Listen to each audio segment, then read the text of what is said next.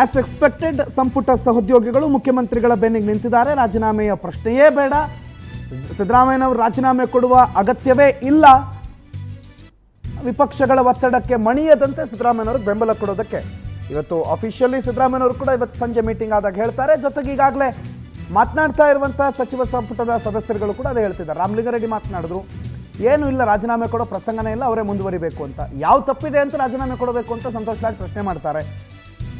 ರಾಜೀನಾಮೆ ವಿಚಾರ ಬಂದಾಗ ಸಂತೋಷ್ ಲಾಡ್ ಬೇರೆ ಬೇರೆ ವಿಚಾರಗಳಿದೆ, ಅದೆಲ್ಲವನ್ನು ಮಾತಾಡೋಣ, ಇಲ್ಲಿ ರಾಜೀನಾಮೆ ಅಥವಾ ನೈತಿಕತೆ ಅನ್ನುವ ಪ್ರಶ್ನೆಗಳೇ ಬರೋದಿಲ್ಲ ಅನ್ನೋ ಮಾತುಗಳನ್ನು ಕೂಡ ಹೇಳ್ತಿದ್ದಾರೆ. ಆದರೆ FIR ಒಂದು ದಾಖಲಾಯಿತು ಅಂತಂದರೆ ಮುಖ್ಯಮಂತ್ರಿಗಳ ವಿರುದ್ಧ ಅದು ಜಯ ಸಿಕ್ಕಿದೆ ಅಂತ ನಾನು ಪರಿಭಾವಿಸ್ತೇನೆ. ಸತ್ಯಮೇವ ಜಯತೆ. ರಾಜ್ಯಪಾಲರ ವಿರುದ್ಧ ಅವರು ಪ್ರಾಸಿಕ್ಯೂಷನ್ಗೆ ಅನುಮತಿ ಕೊಟ್ಟಿದ್ದೇ ಅಪರಾಧ, ಅದು ಸಂವಿಧಾನ ಬಾಹಿರ ಅಂತ ಹೇಳಿ ಆರೋಪ ಮಾಡಿದಂಥ ಕಾಂಗ್ರೆಸ್ಸಿಗರು ಸಾರ್ವಜನಿಕ ಕ್ಷಮೆಯಾಚನೆ ಮಾಡಬೇಕು. ಒಂದು ಸಾಂವಿಧಾನಿಕ ಹುದ್ದೆಯನ್ನ ಅಗೌರವಿಸಿದ ಕಾರಣಕ್ಕೋಸ್ಕರ ಸಾರ್ವಜನಿಕ ಕ್ಷಮೆಯಾಚನೆ ಮಾಡಬೇಕು ಅಂತ ನಾನು ಆಗ್ರಹಿಸ್ತೇನೆ. ಇನ್ನು ಮುಖ್ಯಮಂತ್ರಿಗಳಿಗೆ ಇನ್ಯಾವುದೇ ದಾರಿ ಉಳಿದಿಲ್ಲ, ದಾರಿ ಏನು ಉಳಿದಿಲ್ಲ. ಅವರು ಕಾನೂನು ಪಂಡಿತರು, ಸಿಂಪಲ್ ಚೀಫ್ ಮಿನಿಸ್ಟ್ರು, ಕಾಸ್ಟ್ಲಿ ಲಾಯರ್ನೆಲ್ಲ ಕರ್ಕೊಂಡು ಬಂದು ಆರ್ಗ್ಯೂ ಮಾಡಿಸಿದ್ರು. CM ಸಿಂಪಲ್ಲು ನೋಡೋಕ್ಕೆ, ಆದರೆ ಲಾಯರ್ಗಳೆಲ್ಲ ಬಂದಿದ್ದು ಕಾಸ್ಟ್ಲಿ ಲಾಯರ್ಗಳು. ಅವರೆಲ್ಲ ಬಂದು ಆರ್ಗ್ಯುಮೆಂಟ್ ಮಾಡಿದ ಮೇಲೂ ಕೂಡ ಸತ್ಯವನ್ನು ಮುಚ್ಚಿಡಕ್ಕೆ ಸಾಧ್ಯ ಆಗಲಿಲ್ಲ. ಹಾಗಾಗಿ ಇನ್ನು ಎಷ್ಟೇ ಎಲ್ಲಿಗೆ ಹೋದರೂ ಕೂಡ ಸತ್ಯವನ್ನು ಮುಚ್ಚಿಡೋಕೆ ಸಾಧ್ಯ ಆಗಲ್ಲ, ಸುಳ್ಳು ಗೆಲ್ಲಕ್ಕಾಗಲ್ಲ. ಯಾಕೆ ಸುಳ್ಳು ಹಿಡ್ಕೊಂಡು ಭಾಳ ಸಮಯ ವ್ಯರ್ಥ ಮಾಡ್ತೀರಿ, ನಗೆಪಾಟ್ಲಿಗೆ ಈಡಾಗ್ತೀರಿ? ಅದ್ರ ಬದಲಿಗೆ ಸತ್ಯದ ಪರವಾಗಿ ಜೈ ಅನ್ಬಿಡಿ. ನೀವೇ ರಾಜೀನಾಮೆ ಕೊಡೋದು ಒಂದೇ ನಿಮಗಿರುವಂಥ ದಾರಿ. ಕರ್ನಾಟಕದಲ್ಲಿ ಇಂಥ ಸಂದರ್ಭ ಬಂದಾಗ ನೈತಿಕ ಹೊಣೆ ಹೊತ್ತು ರಾಜೀನಾಮೆ ಕೊಟ್ಟಂಥ ಉದಾಹರಣೆಗಳು ಸಾಕಷ್ಟು ನಾವು ನೆನಪು ಮಾಡಿದ್ದೀವಿ. ಸಿದ್ದರಾಮಯ್ಯನವರೇ ಇದಕ್ಕಿಂತ ಜಾಸ್ತಿ ಬಂಡತನ ಮಾಡಬಾರ್ದು, ಈಗ ಮಾಡಿದ್ದೇ ಜಾಸ್ತಿ ಬಂಡತನ, ಇನ್ನೂ ಜಾಸ್ತಿ ಬಂಡತನ ಮಾಡಬೇಡಿ. ರಾಜೀನಾಮೆ ಕೊಟ್ಟು ಕರ್ನಾಟಕದ ಘನತೆಯನ್ನು ಎತ್ತಿ ಹಿಡೀರಿ. ಎಲ್ಲ ಟೈಮ್ನಲ್ಲೂ ಕೂಡ ತಮ್ಮ ಅನುಕೂಲಕ್ಕೆ ತಕ್ಕಂತೆ ಮುಚ್ಚಾಕೊಳ್ಳೋಕ್ಕಾಗಲ್ಲ. ನೀವು ACB ಮೂಲಕ ಸಾಕಷ್ಟು ಕೇಸ್ಗಳನ್ನು ಮುಚ್ಚಾಕೊಂಡಿದ್ದೀರಿ. ಲೋಕಾಯುಕ್ತವನ್ನು ದುರ್ಬಲಗೊಳಿಸಿದ್ದು ಇದೇ ಕಾರಣಕ್ಕೆ. ನಿಮ್ಮ ಮೇಲೆ ಭ್ರಷ್ಟಾಚಾರದ ಪ್ರಕರಣ ಬಂದಾಗೆಲ್ಲ ಲೋಕಾಯುಕ್ತವನ್ನು ದುರ್ಬಲಗೊಳಿಸಿ ACB ಮೂಲಕ ಕ್ಲೀನ್ ಚಿಟ್ ಕೊಡಿಸ್ಕೊಳ್ಳೋ ಕೆಲಸ ಮಾಡಿದ್ರಿ. ಎಲ್ಲ ಕಾಲಕ್ಕೂ ಇದು ನಡೆಯಲ್ಲ ಅನ್ನೋದು ಈ ಸತ್ಯ ನಿಮಗೆ ಅರಿವಾಗಿದೆ ಅಂತ ಭಾವಿಸ್ತೇನೆ. ಹಾಗಾಗಿ ನೀವು ನ್ಯಾಯಾಲಯದ ತೀರ್ಪನ್ನು ಗೌರವಿಸಿ ನೈತಿಕ ಹೊಣೆ ಹೊತ್ತು ರಾಜೀನಾಮೆ ಕೊಡಿ ಅಂತ ಆಗ್ರಹಿಸ್ತೇನೆ. ಮತ್ತು ಇಲ್ಲ ಸಲ್ಲದ ಆರೋಪವನ್ನು ರಾಜ್ಯಪಾಲರ ಮೇಲೆ ಮಾಡಿದ ಕಾರಣಕ್ಕೆ ಅವರ ಕ್ಷಮೆಯಾಚನೆ ಮಾಡಿ ಅಂತ ವಿನಂತಿಸ್ತೇನೆ.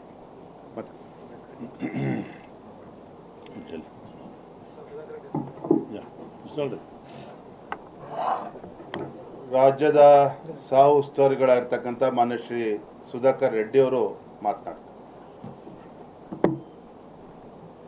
On Karnataka High Court verdict, we wholeheartedly welcome the decision of this High Court, and rightly said by our State President Vijayendra ji and C.T. Ravi ji.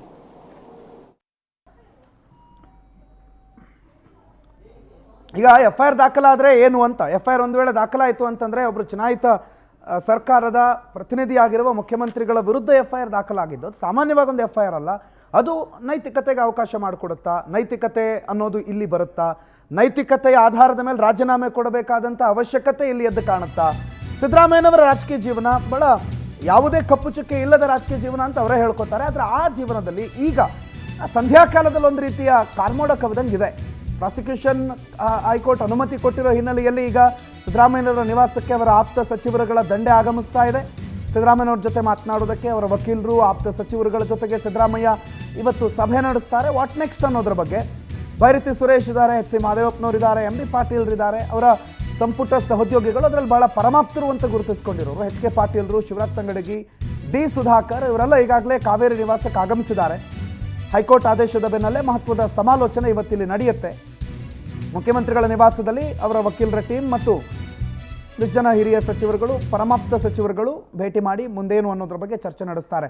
ಮುಂದೇನು ಅನ್ನೋದಕ್ಕಿಂತ ಒಂದು ನೈತಿಕ ಬೆಂಬಲ, ನಾವು ನಿಮ್ಮ ಜೊತೆಗಿದ್ದೀವಿ ಅನ್ನೋದನ್ನು ಸಂಪುಟ ಹೇಳುತ್ತೆ. ವಕೀಲರು ಮುಂದೇನು ಮಾಡಬೇಕು, ಕಾನೂನಾತ್ಮಕವಾಗಿ ಏನೇನು ಕ್ರಮ ಅನ್ನೋದ್ರ ಬಗ್ಗೆ ವಕೀಲರು ಚರ್ಚೆ ಮಾಡ್ತಾರೆ. ರೂಪೇಶ್ ಈ ಬಗ್ಗೆ ಮಾಹಿತಿ ಕೊಡ್ತಾರೆ, ನೇರ ಸಂಪರ್ಕದಲ್ಲಿ ಜಾಯ್ನ್ ಆಗಿದ್ದಾರೆ. ರೂಪೇಶ್, ಮುಖ್ಯಮಂತ್ರಿಗಳ ನಿವಾಸಕ್ಕೆ ಸಚಿವರು ದೌಡಾಯಿಸ್ತಿದ್ದಾರೆ. ಅವರ ಒಂದು ಆಪ್ತರ ಬಳಗವೇ ಈಗಾಗಲೇ ಆಗಮಿಸ್ತಾ ಇದೆ, ವಕೀಲರು ಆಗಮಿಸ್ತಿದ್ದಾರೆ. ಏನಿವತ್ತು ಚರ್ಚೆ, ಯಾವ ವಿಚಾರ, ಅಜೆಂಡಾ ಏನು? ಇಲ್ಲಿ ಯಾಕಂತ ಪ್ರಣೋತ್ ಸಿಎಂ ನಿವಾಸದಲ್ಲಿ ದೊಡ್ಡ ಮಟ್ಟಕ್ಕೆ ಸಭೆ ನಡೀತಾ ಇದೆ. ಇಲ್ಲಿ ಯಾಕಂತ ಹೇಳಿದ್ರೆ ಸಭೆ ಉದ್ದೇಶವನ್ನು ನೋಡೋದಾದ್ರೆ ಎಲ್ಲರೂ ಕೂಡ ಸಿಎಂ ಸಿದ್ದರಾಮಯ್ಯನವರಿಗೆ ನೈತಿಕ ಬೆಂಬಲವನ್ನು ಕೊಡಬೇಕು. ಯಾಕಂತ ಹೇಳಿದ್ರೆ ಅವರೇ ಸಂಪುಟದಲ್ಲಿ ಅವರಿದ್ದಾರೆ, ಹೀಗಾಗಿ ನೈತಿಕ ಬೆಂಬಲವನ್ನು ಕೊಡಬೇಕು ಅಂತೇಳಿ ಪ್ಲಾನ್ ಮಾಡ್ಕೊಂಡು ಡಿ ಕೆ ಶಿವಕುಮಾರ್ ಹೋಗ್ತಾ ಇದ್ದಾರೆ. ಡಿ ಕೆ ಶಿವಕುಮಾರ್ ಕೂಡ ನೋಡ್ತಾ ಇದೀವಿ. ಯಾಕಂತ ಹೇಳಿದ್ರೆ ಡಿ ಕೆ ಶಿವಕುಮಾರ್ ಕೂಡ ಸಿಎಂ ನಿವಾಸಕ್ಕೆ ತೆರಳುತ್ತಾ ಇದ್ದಾರೆ. ಹೀಗಾಗಿ ಈಗ ಡಿ ಕೆ ಶಿವಕುಮಾರ್ ಏನೋ ಬಂದಿರೋದನ್ನ ಗಮನಿಸಿಕೊಳ್ಬಹುದು. ಯಾಕಂತ ಹೇಳಿದ್ರೆ ಈಗ ಇಲ್ಲಿ ಡಿ ಕೆ ಶಿವಕುಮಾರ್ ಇಲ್ಲಿ ಯಾಕಂದ್ರೆ ಎಕ್ಸ್ಪೋದಲ್ಲಿ ಅವರು ವೀಕ್ಷಣೆಯನ್ನು ಕೂಡ ಮಾಡ್ತಾ ಇದ್ದಾರೆ. ಹೀಗಾಗಿ ಇಲ್ಲಿ ಡಿ ಕೆ ಶಿವಕುಮಾರ್ ಸೇರಿದಂತೆ ಹಲವಾರು ಶಾಸಕರಿರ್ಬೋದು, ಸಚಿವರುಗಳಿರ್ಬೋದು, ಸಿಎಂ ಸಿದ್ದರಾಮಯ್ಯನವರಿಗೆ ನೈತಿಕ ಬಲವನ್ನು ಕೊಡಬೇಕು. ಹೀಗಾಗಿ ಸಿಎಂ ನಿವಾಸದತ್ತ ಹೊರಟಿದ್ದಾರೆ. ಅದೇ ರೀತಿಯಾಗಿ ಸಿಎಂ ನಿವಾಸದಲ್ಲೂ ಕೂಡ ಇದ್ದಾರೆ. ಮೊದಲಾಗಿ ಕಾನೂನು ತಜ್ಞರ ತಂಡ ಸಿಎಂ ಒಂದಿಗೆ ಹಲವಾರು ಸಂಪರ್ಕದಲ್ಲಿದೆ. ಅದೇ ರೀತಿಯಾಗಿ ಏನೇನು ಕಾನೂನು ಸಾಧ್ಯತೆಗಳಿದೆ, ಯಾಕಂತ ಹೇಳಿದ್ರೆ ಡಬಲ್ ಬೆಂಚ್ಗೆ ಹೋಗಬೇಕಾ ಅಥವಾ ಸುಪ್ರೀಂ ಕೋರ್ಟ್ಗೆ ಹೋಗಬೇಕಾ, ಎಲ್ಲ ಸಿದ್ಧತೆಗಳನ್ನ ಅಥವಾ ಅದೇ ರೀತಿಯಾಗಿ ಒಂದಿಷ್ಟು ಪ್ಲಾನ್ಗಳನ್ನು ಕೂಡ ಮಾಡ್ಕೊಳ್ತಾ ಇದೆ. ಅದೇ ರೀತಿಯಾಗಿ M B Patil, H K Patil, Ashok Pattan, Shivaraj Tangadagi ಸೇರಿದಂತೆ ಬಹುತೇಕ ಸಚಿವರುಗಳು, ಶಾಸಕರುಗಳು ಸಿಎಂ ಅವರ ನಿವಾಸಕ್ಕೆ ಬಂದು ನೈತಿಕ ಬೆಂಬಲವನ್ನು ಕೊಡಲಿಕ್ಕೆ ಪ್ಲಾನ್ ಮಾಡ್ಕೊಳ್ತಾ ಇದ್ದಾರೆ. ಒಟ್ಟಾರೆಯಾಗಿ ಸಿಎಂ ಸಿದ್ದರಾಮಯ್ಯನವರಿಗೆ ಅವರು ಬೆಂಬಲವನ್ನು ಕೊಡೋದ್ರ ಮೂಲಕವಾಗಿ ಇಲ್ಲಿ ಯಾಕಂತ ಹೇಳಿದ್ರೆ ಪ್ಲಾನ್ಗಳನ್ನ ವಕೀಲರು ಹೇಳ್ತಾರೆ. ಆದರೆ ಇಲ್ಲಿ ಏನೇನಾಗಬೇಕು ಅಂತ ಹೇಳಿ ಇಲ್ಲಿ ಒಂದು ಸಿಎಂ ಸಿದ್ದರಾಮಯ್ಯನವರಿಗೆ ನೈತಿಕ ಬಲವನ್ನು ತುಂಬುವಂತ ಕೆಲಸವನ್ನು ಮಾಡ್ತಾ ಇದ್ದಾರೆ. ಪ್ರಣುತ್, ಥ್ಯಾಂಕ್ ಯು ರೂಪೇಶ್ ಮಾಹಿತಿಗೆ.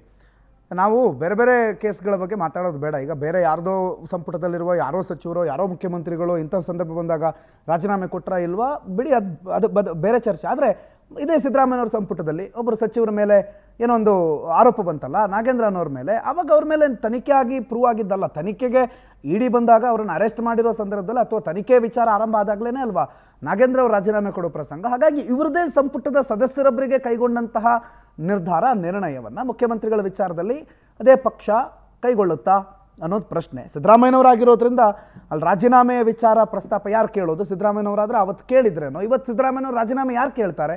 ಕೇಳೋದಿದ್ರೆ ಹೈಕಮಾಂಡ್ ಕೇಳಬೇಕು. ರಾಜ್ಯದ ನಾಯಕರುಗಳಂತೂ ಕೇಳುವ ಪರಿಸ್ಥಿತಿಯಲ್ಲಂತೂ ಇಲ್ಲ.